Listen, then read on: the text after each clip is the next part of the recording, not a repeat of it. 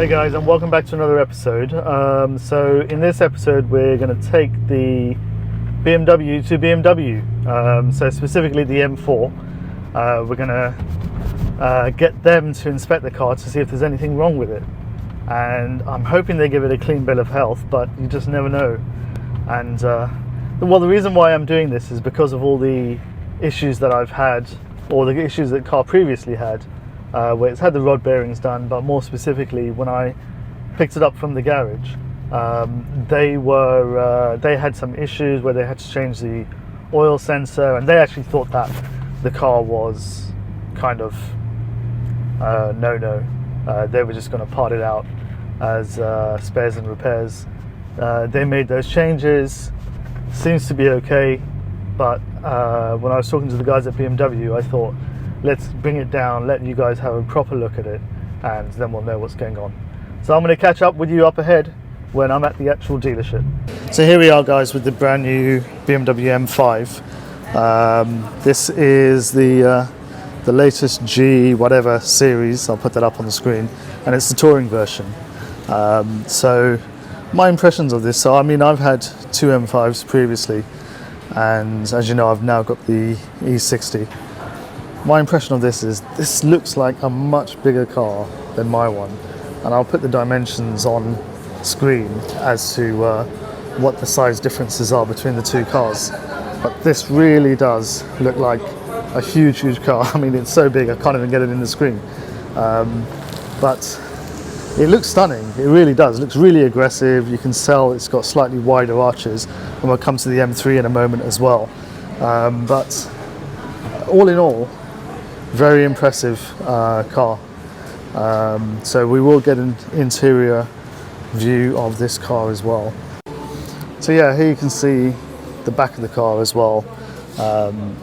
Nice little finishing on the back over there. Is that leather? No, it's not leather. Yeah, see, I have an issue with that. These cars nowadays, we've got digital, some sort of illuminated display anyway for the rear passengers, which is cool. So they have four-zone climate control in this car, and I do like a wagon actually. I mean, I very nearly bought one, the E60. I was trying to buy one, and then basically the guy was just not, he was being a bit awkward. Decent sized boot, so can be used for, you know, loads of day-to-day stuff. And the wagons actually, they obviously sell less of them, but they hold their value. Very desirable. So here we are inside the M5, and kind of similar DNA to the M3, but yeah, somewhat different. I mean, the finish on here, it's more of an aluminium finish, and unlike some cars, it actually does feel like metal as well. I do like this. This is like crystal finished with loads of different angles and things like that. I mean, it's really interesting that with the LED lights, that looks really, really cool. Again, LED display, Bowers and Wilkins stereo in this one. Big screens. I get the big screens. I mean, obviously, you know, some of my cars have got them as well, but I'm not 100% on them, to be honest with you. I do like a bit of old school. That feels good. It's like a crystal dial for the display, which feels really good. Loads of space in the back. I mean, definitely the interior of this really feels a lot bigger than my car, and I'm really curious to see what the size differences are between the two as well.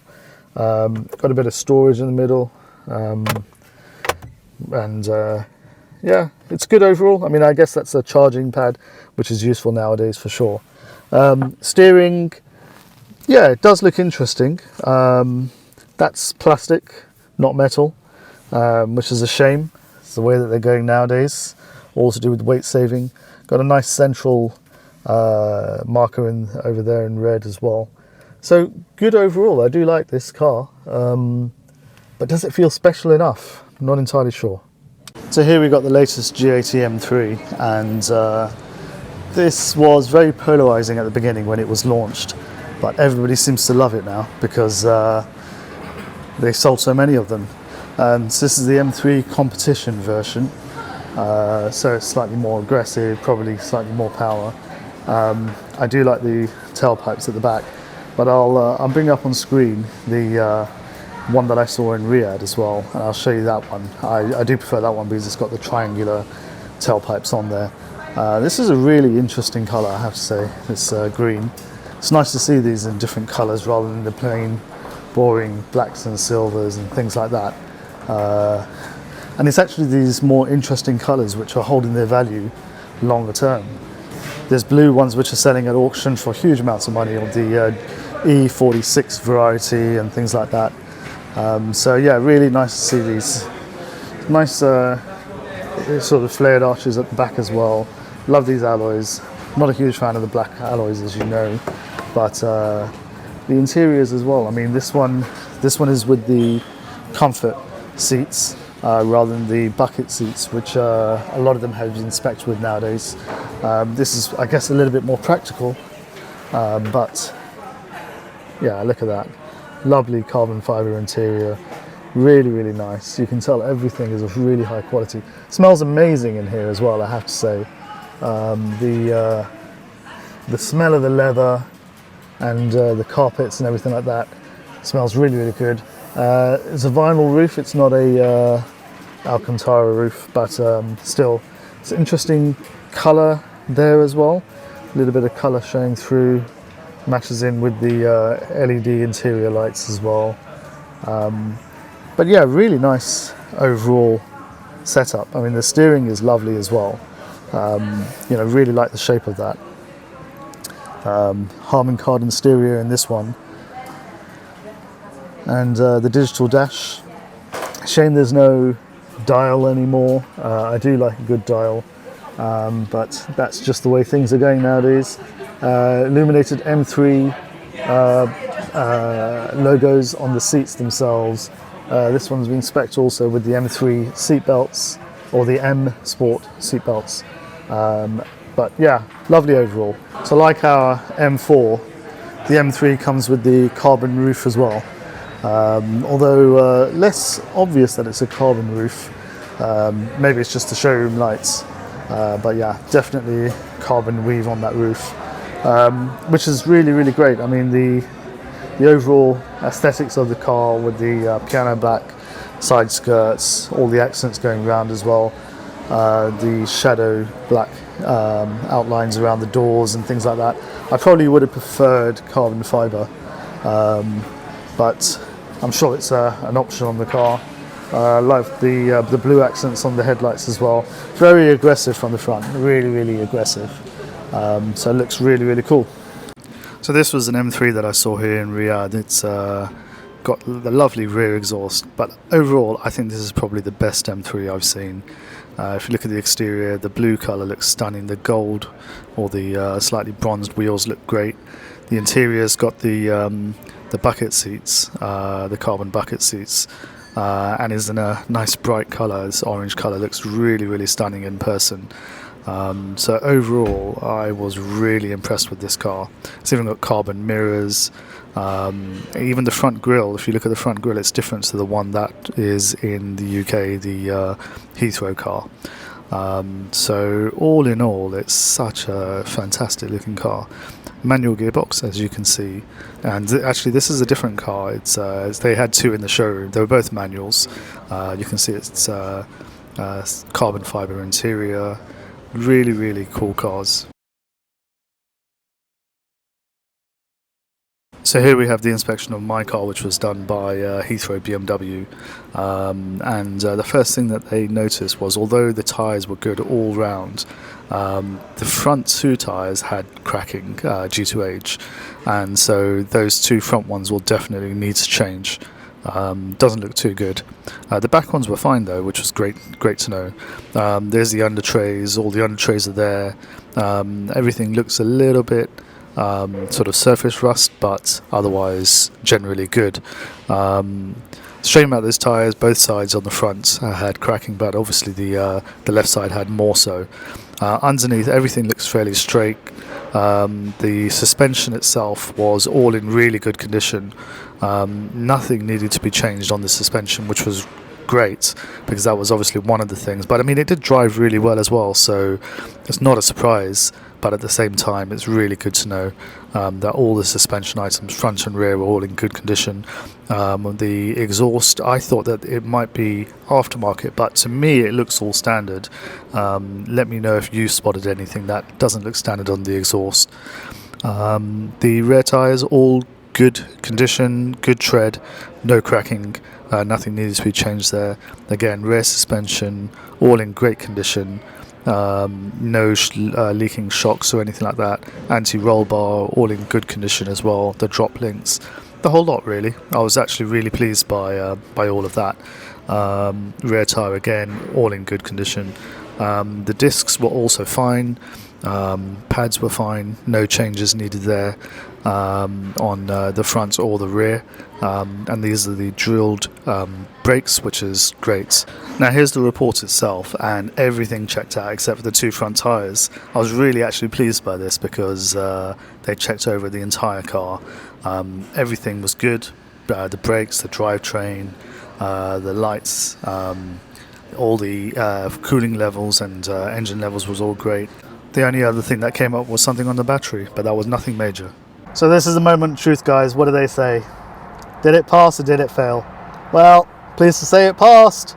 They actually came back and said that there was only the problem with the tyres. So we saw that earlier, in that there was cracking on the tyres. Tread was fine. And the Michelin Pilot Sports as well, which is annoying because obviously they need to be replaced, but there's only two of the tyres that need to be changed. The back ones were fine, the front ones need to be changed. And then the other thing that came up was there was an error of the battery discharge, which I had noticed on the iDrive as well. But yeah, I mean, it's one of those things that does start fine, doesn't seem to be flattening the battery, but yeah, I mean, maybe I'll get a trickle charger for when I'm not using it. But other than that, it was good. It was really, really good. I mean, suspension, I had a feeling the suspension was all good because it drives really, really well. It really drives solid. Feels nice on the road. The suspension, the steering really feel good. The brakes, again, they've confirmed it's all good. All the fluid levels were fine and everything like that. No error messages or anything like that, other than one that I already mentioned. So I'm really, really pleased with that because there was a risk involved. You know, normally you're supposed to get these inspections done before you buy the car. I got it done afterwards. Not the wisest way to do it, but I feel, given the circumstances, I had no choice, but I feel it is hopefully going to be okay. So one thing I just want to mention as well is that normally this inspection that I got done, it was probably a little bit more thorough than when you take your car in and they do the inspection. I wanted them to really go over it properly and stuff like that. So I paid for this inspection. I paid about 50 or 60 pounds, which I think is an absolute bargain because they did check it over thoroughly and just giving me that peace of mind. But if BMW are saying that nothing else needs to be done, then nothing else needs to be done for the moment. Just needs to drive it and see if anything else comes up.